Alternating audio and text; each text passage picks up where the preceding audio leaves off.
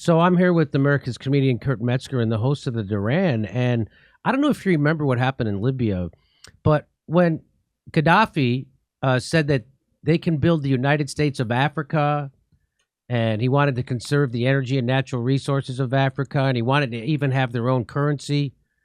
What did they do to him? This is the land of unconfirmed. Yes, we came, we saw, he died. They killed him. That's what they did. Who wants hot sauce? And they giggled about it on camera. Because she's a good Christian. And they turned the country into a slave state with open slave markets.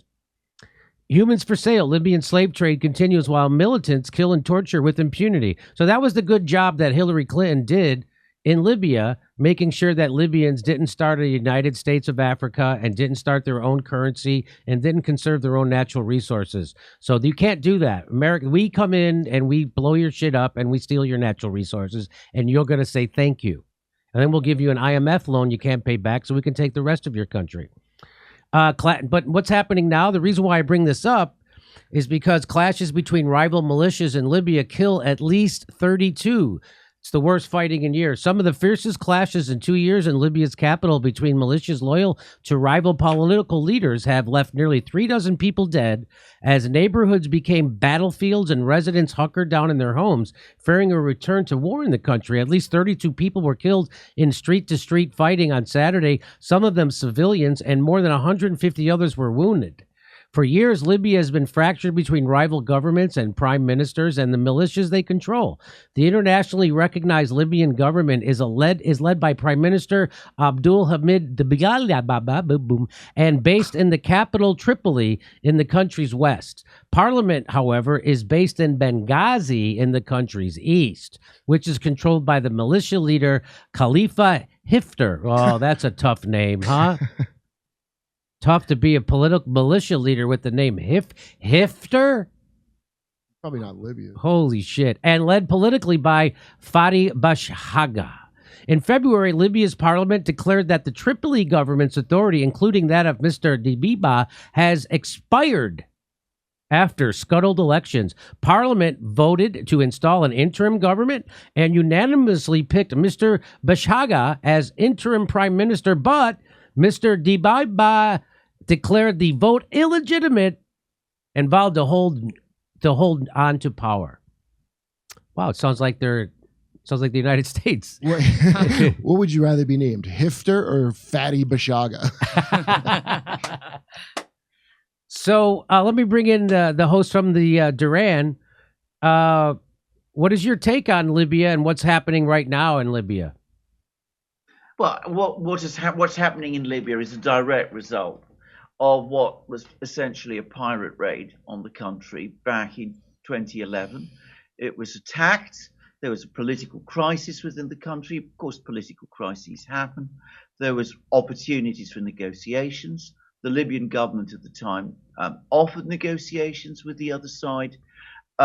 United Nations Security Council resolutions were distorted to justify a military attack on the country. It was destabilized. It was destroyed. It's since then become a place where various powers, Turkey, Russia, the United States, Italy, Britain, France, militias. They fight for Libya's resources. They steal its oil. They steal its sovereign wealth fund, about which we hardly hear anything anymore about, but it all vanished into the mists somewhere. And it's just another example of how a country was attacked and it was plundered and it was destroyed. It was the richest country in Africa, and look at it now. Yeah, it's a failed state, and it's run by militias, and again, it's nuts. Alex, anything you'd like to add? An absolute tragedy, Libya, Jimmy, an absolute tragedy. And other countries, when they saw this happen to Libya, they said, I am not going to give up my weapons. I'm not going to negotiate with the West because they're going to do this to me. And a lot of people don't talk about how they broadcast the death of Gaddafi. It was absolutely shocking and brutal and disgusting. And you then see Hillary Clinton laughing about it. And it wasn't only Hillary Clinton, it was France, it was Sarkozy. I believe a NATO operation. And an absolute tragedy. And they had a 2-year ceasefire. And now that ceasefire seems to be falling apart. And since they broke Libya, they have not been able to fix it. And are there sanctions? Have there been sanctions placed on the United States and on France and on the UK for everything they did to Libya? I mean, I'm just wondering. I don't think so.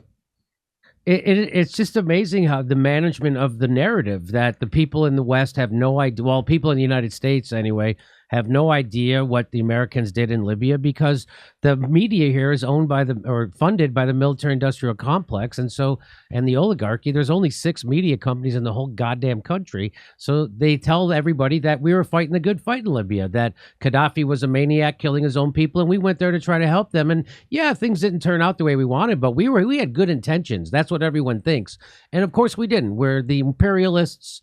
And we go in there, we illegally bomb that country, we illegally, and we're plundering it. And that's exactly what we do, right? So that's why we went into Iraq. That's why we're in Yemen. That's why everything. I saw something about this a long time ago, but I'm vague on it. But the rebels there at the time had promised France the oil, kind of, if they came in on it. And Sarkozy took, and we were like trying to help, especially because of that, because if they won, they were going to give I can't remember what the percentage was, but it was something big. Did you ever hear anything like that? I'm sure there was they didn't go there not for the oil. It was a Sarkozy thing that we went in on to help with our drone So support. what can you add any light onto that?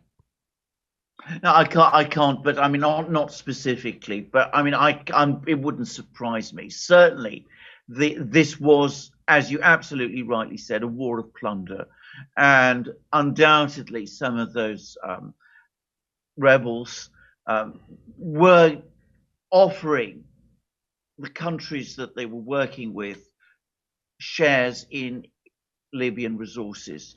Now, I don't know about that particular deal, but I have heard stories, which I can't give you the whole details about, that France and Italy, there was a bit of a fight over Libya's resources. Italy had bet.